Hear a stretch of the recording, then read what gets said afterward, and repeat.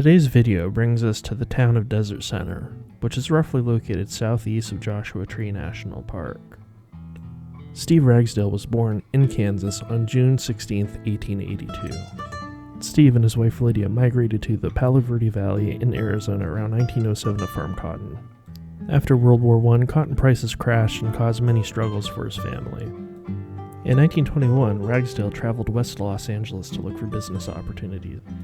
At this time, the road between Blythe and Indio was particularly treacherous and sandy, so Ragsdale's vehicle broke down in a desolate location at the time that was called Groendyke's Well, named after a local prospector.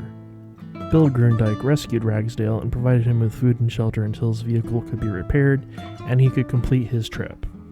Steve eventually returned to Groendyke's Well, and he bought the land and moved his family to the remote location. He opened a garage and a cafe to help other travelers, to extend the same hospitality Groendyke provided him.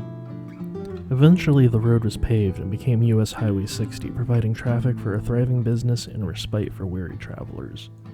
So please join me while we explore what remains of historic Desert Center. The first location for today's video is where Steve Ragsdale built a cabin just outside Desert Center. This plaque was placed by Steve because he planned to be buried here near the town he founded and loved. However, he left the town in 1950 and built a log cabin on Mount Santa Rosa, where he lived until his death in 1971. He is actually buried in the Coachella Valley Public Cemetery. And this is the remaining foundation of the cabin he built in Desert Center.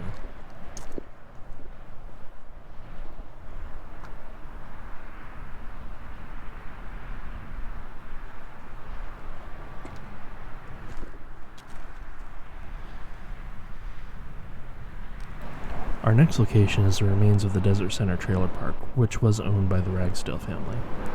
I really do love the sign. The starburst on top definitely dates it to the 1950s.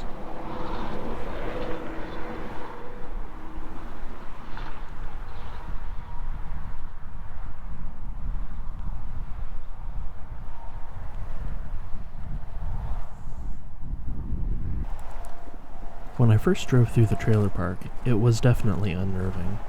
I wasn't sure if it was completely abandoned. My research indicated some families still lived here, up until possibly 2016, but the abandoned trailers for the most part looked ransacked, so I wanted to be as cautious as possible.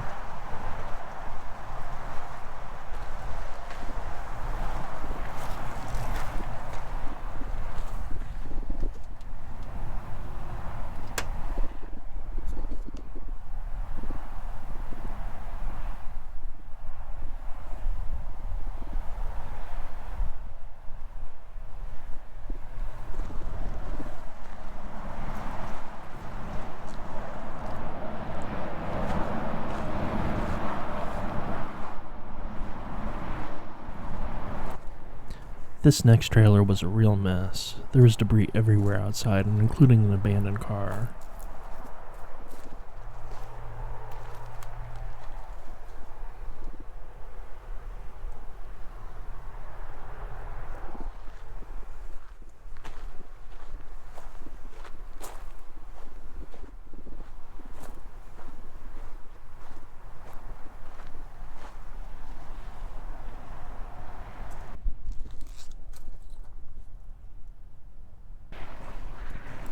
You can tell that a family with children lived here because there were toys outside, and along with the other debris, there was also a lot of clothing.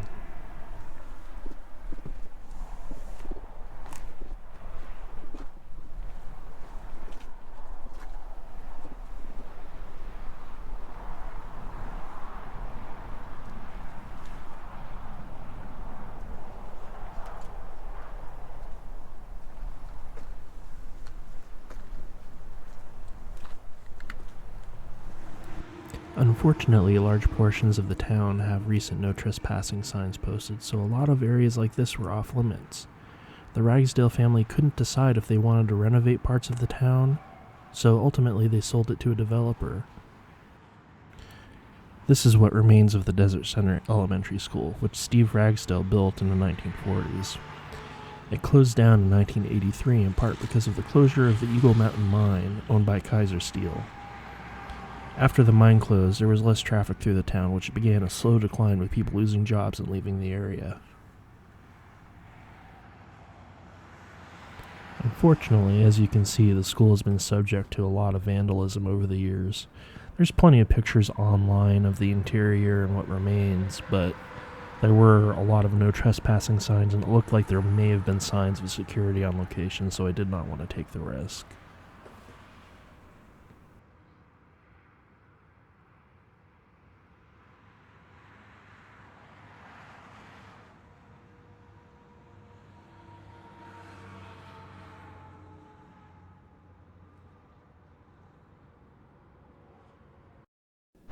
This abandoned gas station is just outside of the town, and over the years has attracted a lot of graffiti. It's still an interesting location. You can see the foundation of other buildings long gone.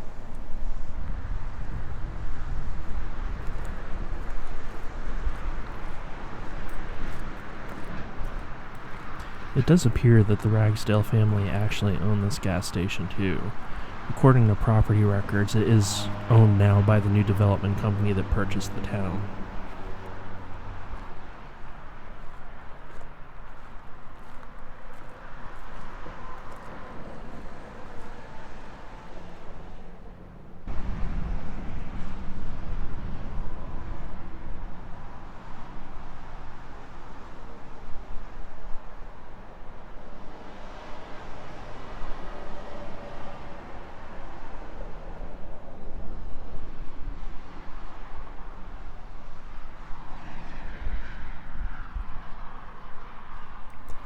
You know, sometimes it seems like graffiti is just blight and there's really no artistic intent behind it, but I really do have to give props to the artists that made this Beetlejuice and Sandworm.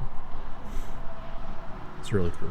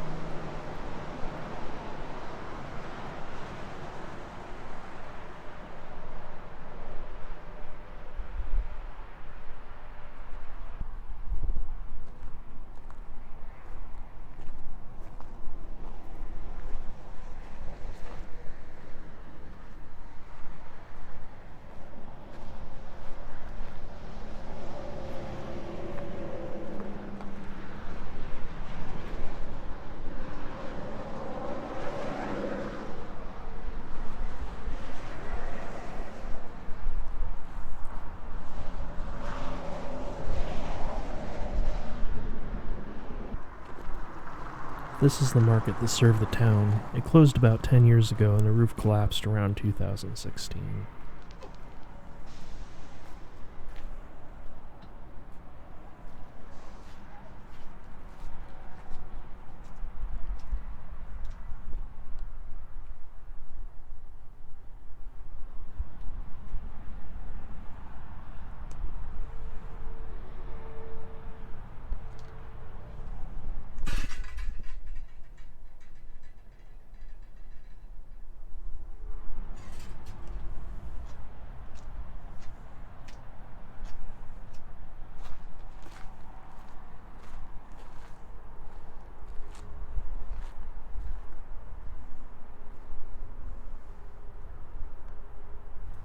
Despite the appearance of the town, there are still people that live out here, so this is actually the post office that still serves the area.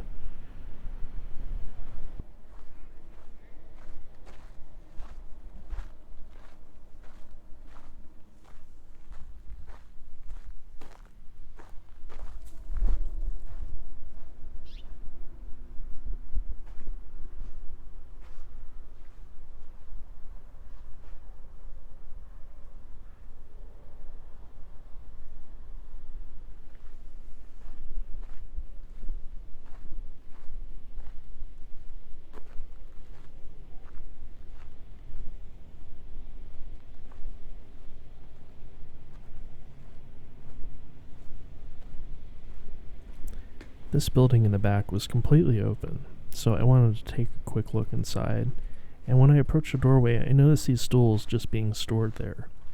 I'm not 100% certain, but I think they may have originally came from the Desert Center Cafe, which closed its doors in 2012.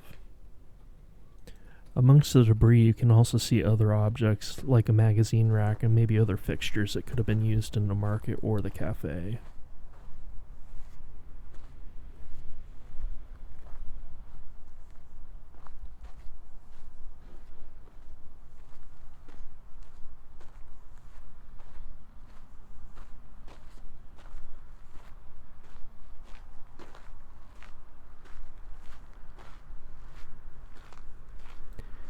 And in this shot, directly across the street, you can see what remains of the cafe. Unfortunately, that truck there seemed to be a security vehicle, and I didn't want to take any unnecessary risks. And this was the former Texaco Station, which is located on the corner of Rice Road and Ragsdale Road. As you can see, there's actually a lot of traffic that comes through here today, mainly because there's new solar farms that were developed in the area. But you can imagine 10 or 20 years ago, the traffic here wouldn't nearly have been the same, so it definitely led to the decline we see today.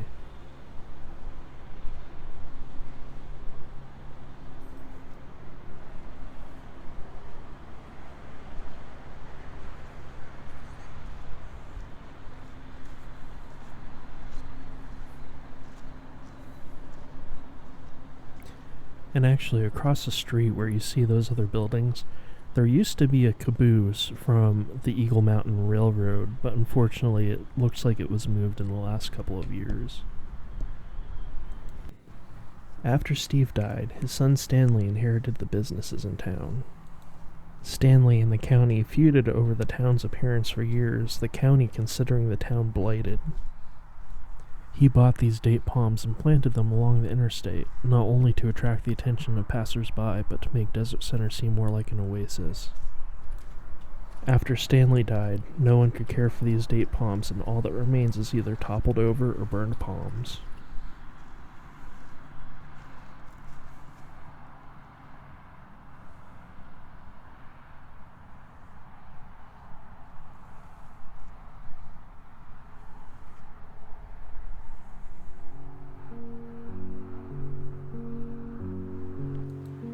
Steve Ragsdale famously said that Desert Center's Main Street is 100 miles long, and I think that's still the case today.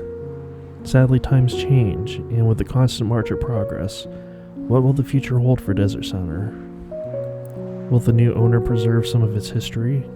Will new economic opportunities revive what once was? I guess we'll have to wait and see. I know my viewers are more accustomed to my camping videos, but my intention from the start was to try to produce more diverse forms of content, including ghost town and urbex exploration. If you enjoyed this video, please let me know in the comments and give me your feedback. Thanks for watching.